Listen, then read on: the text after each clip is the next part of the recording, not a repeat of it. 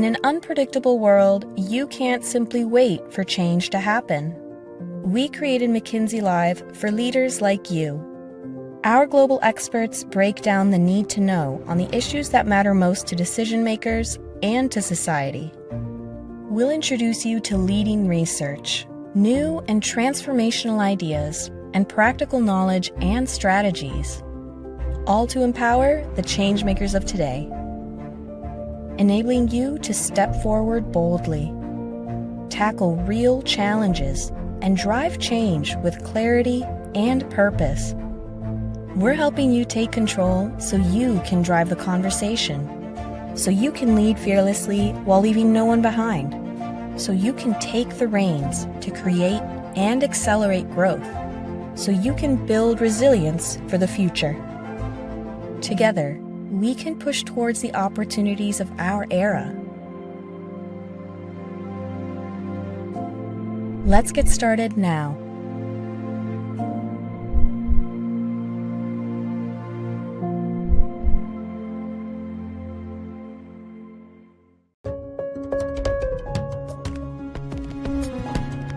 Welcome to McKinsey Live. Today's moderator is Lucia Rahili.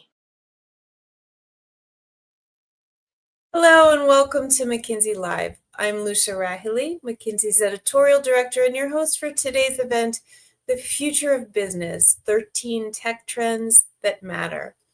As always, this series of live events is designed to bring you closer to our leaders and their research on some of the most pressing issues shaping business in the global economy.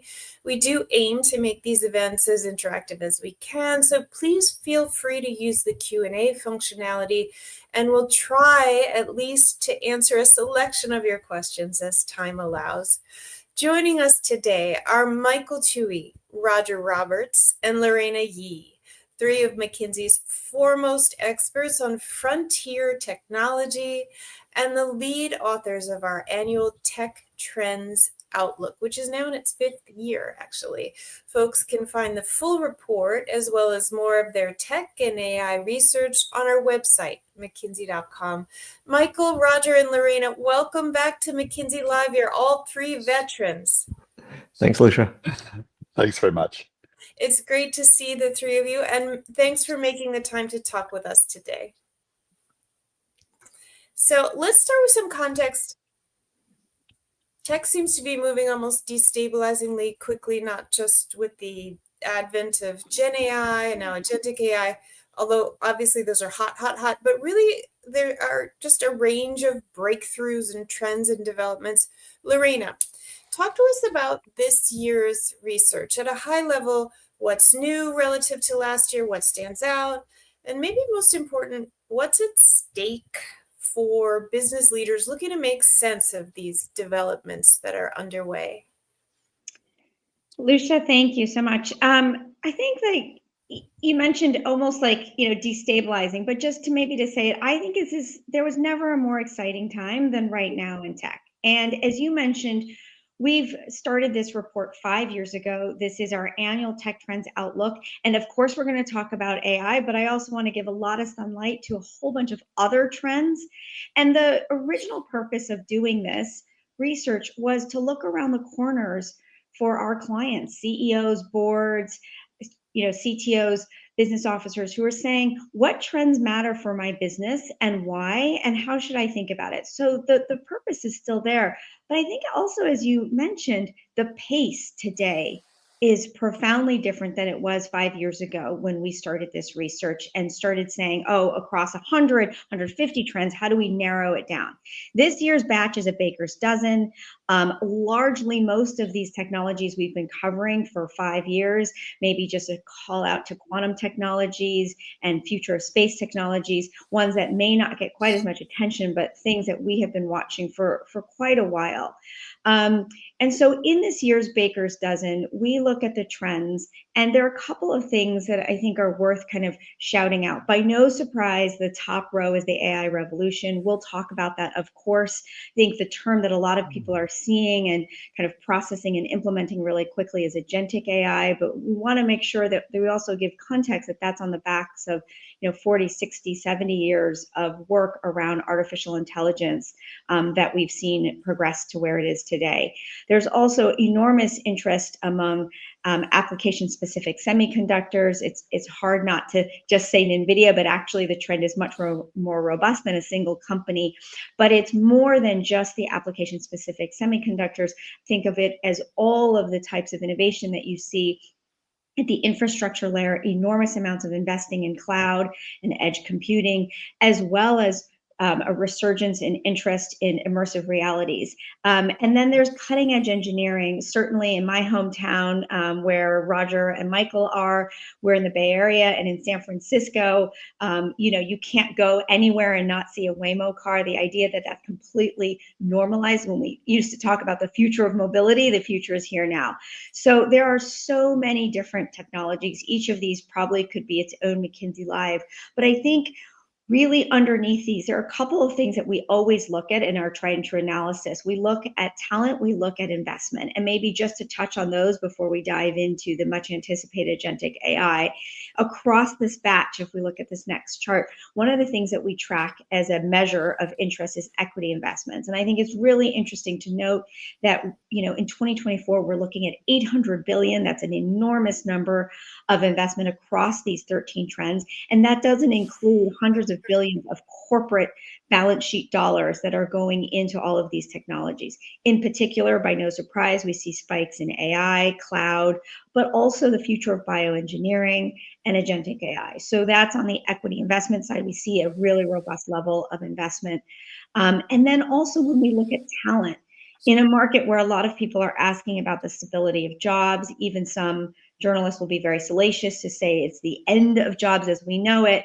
The data doesn't prove that out. In fact, we actually see a 5% increase in tech-related job postings. So I think one of the things is it's not just about jobs, but actually the skills and capabilities underneath that power you to future-proof your career. And certainly we see a higher range of jobs related to tech skills than those without.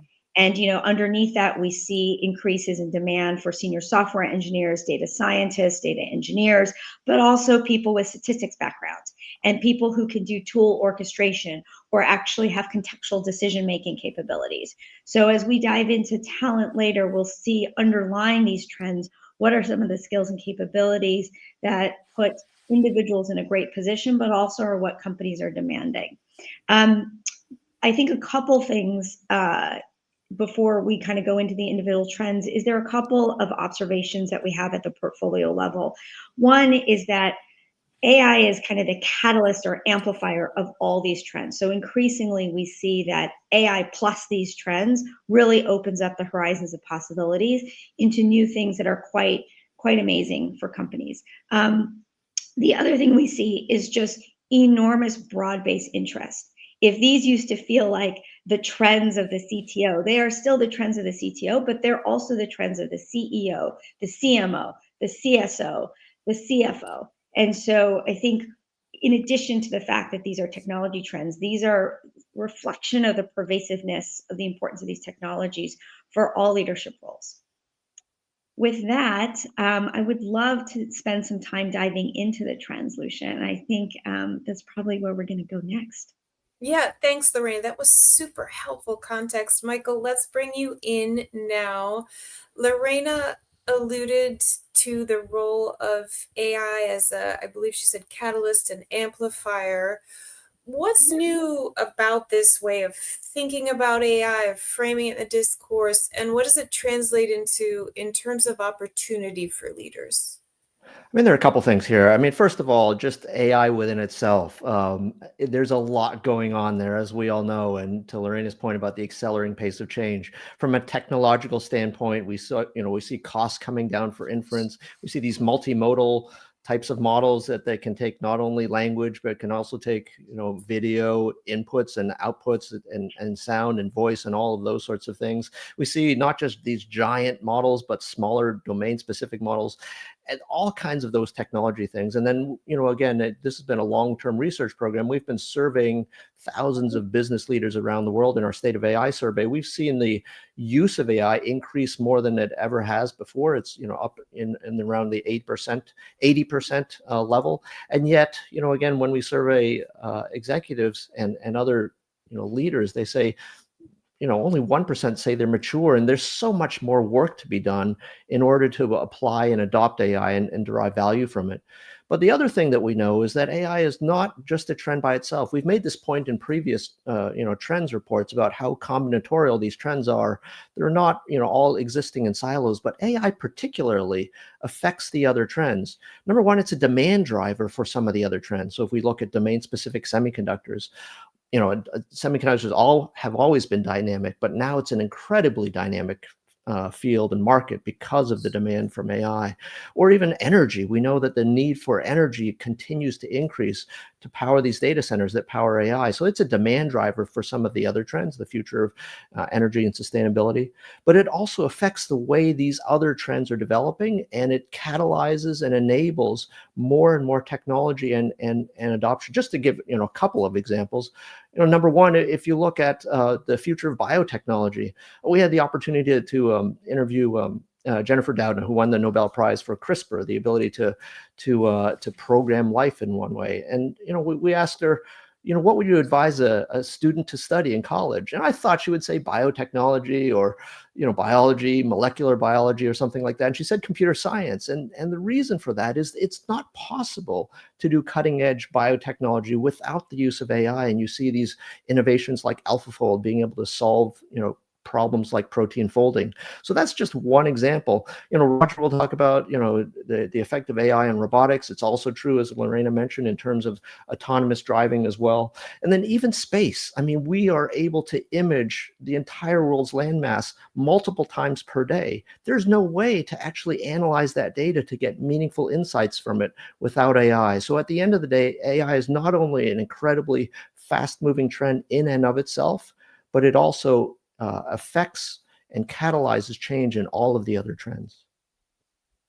Super interesting. Okay, so Michael, it's not unusual for tech trends to seem kind of dazzling in theory, but presumably not all will deliver on their promise in practice and convert into real enterprise value. So let's talk about agentic AI, because that's one of the fastest growing trends in the research. Lots of buzz about its potential. I find it honestly like incredibly fascinating in a variety of regards. It's like something out of a James Tiptree Jr. novel, but parse it for us. What does it mean? And what's kind of realistic to expect versus hype? Yeah, I mean, to your first point, I think one of the things we do in this research is try to understand where technologies are in their adoption curves. And some of them, I would say, haven't, created as much value yet, because either the technology or the adoption isn't quite there. And, AI is on this incredibly fast adoption. But AI is a number of different things. We've, broken down AI in different ways in the past. As Lorena said, look, the term AI has been around for, the better half of a century. And so we've talked about analytical AI or numerical AI, this idea of maybe regression on steroids, things that underpin largely business problems, important business problems that were sort of in the back office. You didn't know about them before. Improved forecasting, better next product to buy recommendations, all those things that were sort of behind the curtain. Then generative AI in the past few years, these large, artificial neural networks called foundation models trained with large, diverse sets of data and being able to produce unstructured data, things like language, things like images, things like voice. Generative AI, ChatGPT, those sorts of things, DALL-E, those came to the fore quite recently.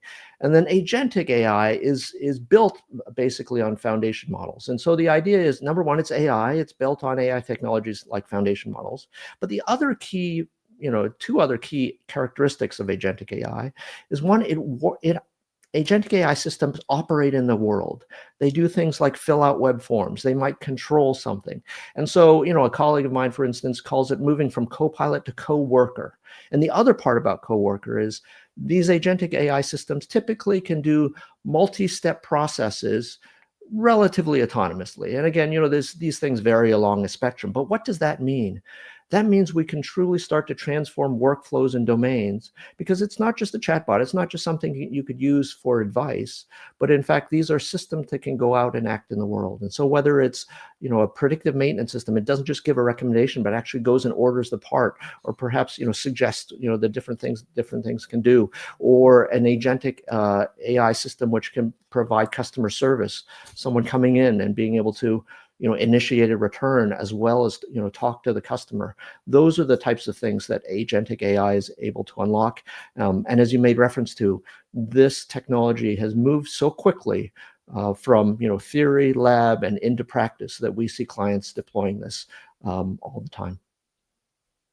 Super cool. Okay, Roger, let's get you in here. You have been in the tech space for a long time. You've seen trends come and go. Talk to us about the development that most excites you right now.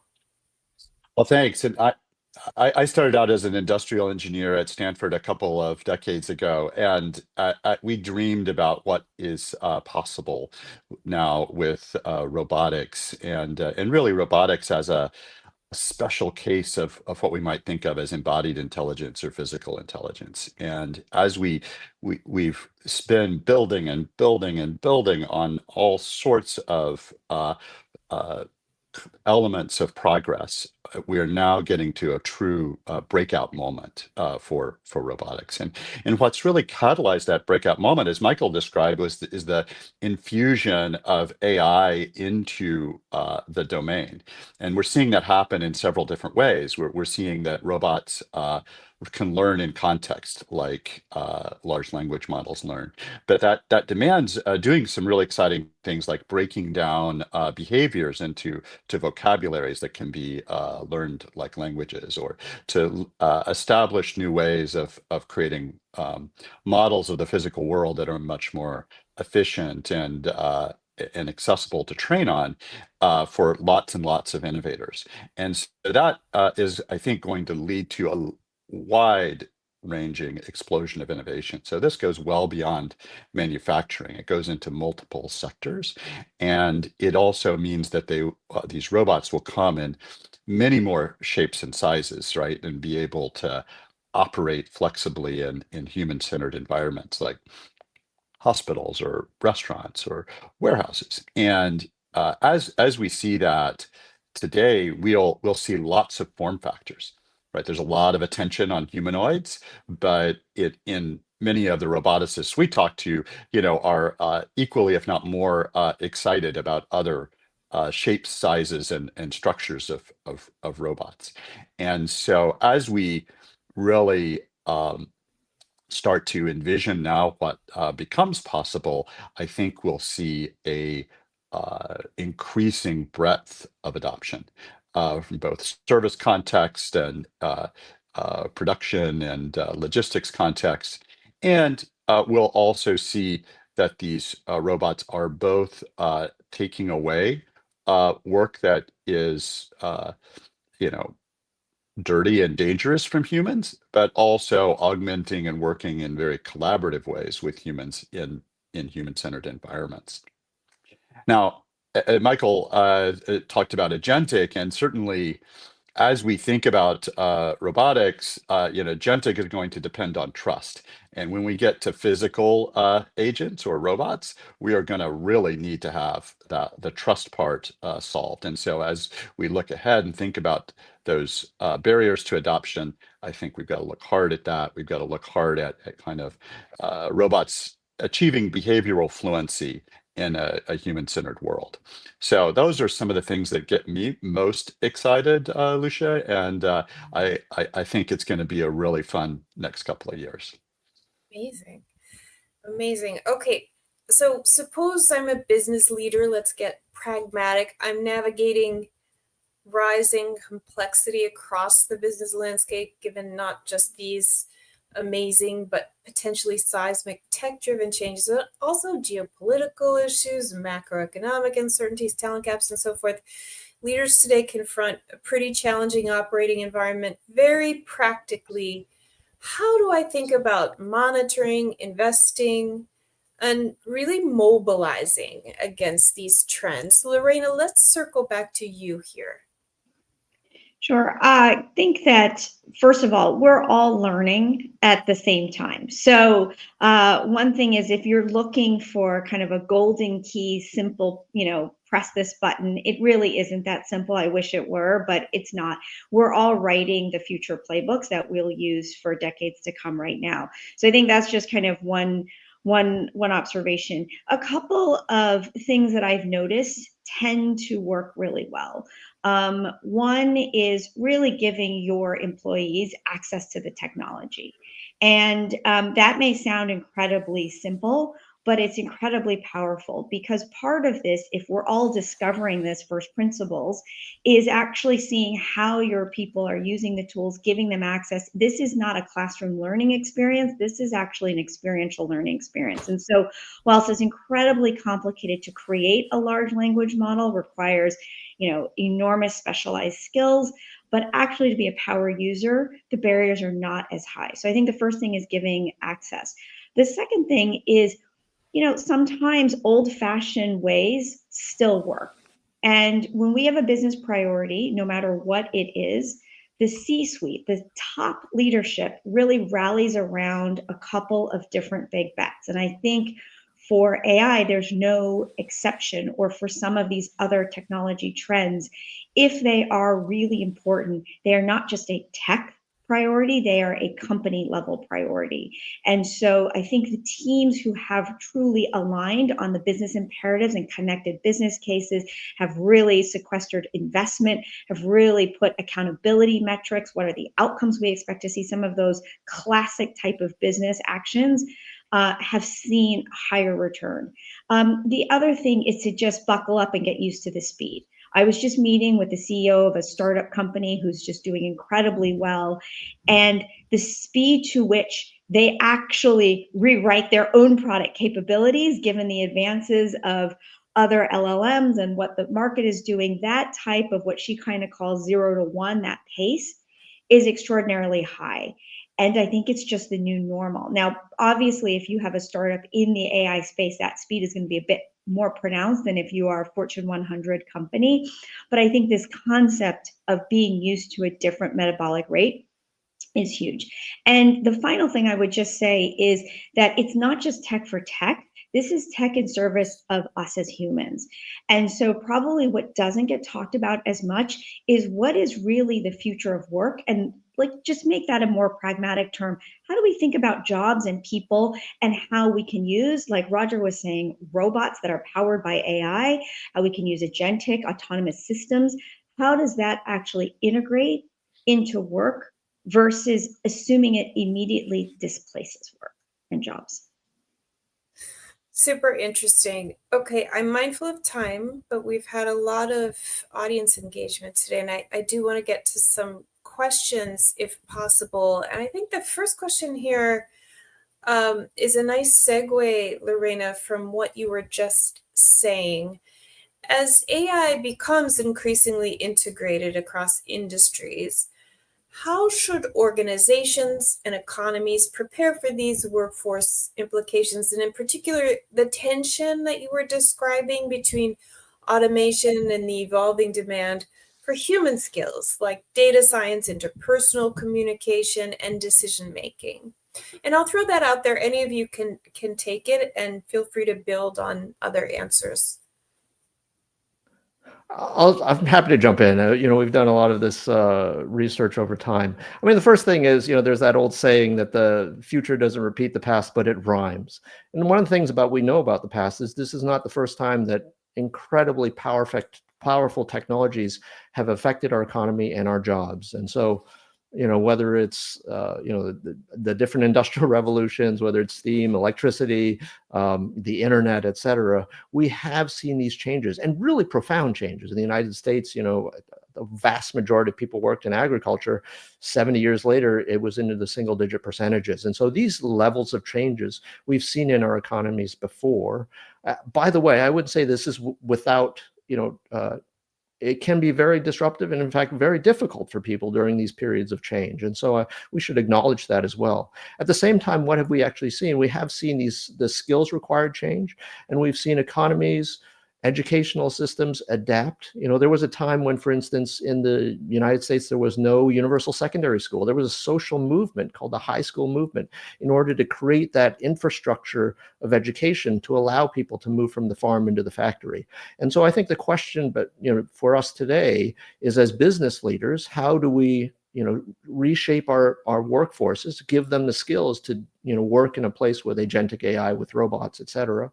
And then as broader society, how do we allow our citizens, our people to continue to have meaningful and meaningful work as well as incomes in order to bring us forward? Because if these technologies do produce productivity, how do we make sure that we all share in that productivity? That's some of the inclusive growth work that some of our colleagues have done. Mm-hmm. And anything to share either from the research or from your client work on how to close those capability gaps, especially in areas like AI, data, cloud? I think one conversation we're having with several companies is coming back to some of your tried and true processes. So one classic process that almost every company in the world has is workforce planning. And so to maybe put that challenge back on the table is, given adoption of agentic AI, let's just maybe focus on that one specific example. How might you think differently about workforce planning? That might have a couple of dimensions, just as breadcrumbs to the answer. One may be that you may actually look on a longer time frame. You may actually go from looking at jobs to underlying skills. You may actually say, oh, interesting, maybe this is a upside opportunity to have more mobility across my workforce. So how can I take this as an opportunity around workforce planning as people kind of hamper down to the end of the year to run that process differently? Same thing with a chief strategy officer, something that's always close to my heart, and I think Roger and Michael, because those are roles that we will spend time with traditionally at McKinsey. How do you think about strategic planning differently? Would you work with HR and your CTO differently to think about that? Would you make different types of OpEx investments in terms of reskilling? And to the earlier point I made, would you give more ubiquitous access to these tools so that whether people have jobs within your company or they change or they actually are going somewhere else, they have the right credentials to find incredibly good landing spaces? Super helpful. Okay, I'm going to try to squeeze one more in. So we talked about AI's combinatorial impact across other technologies.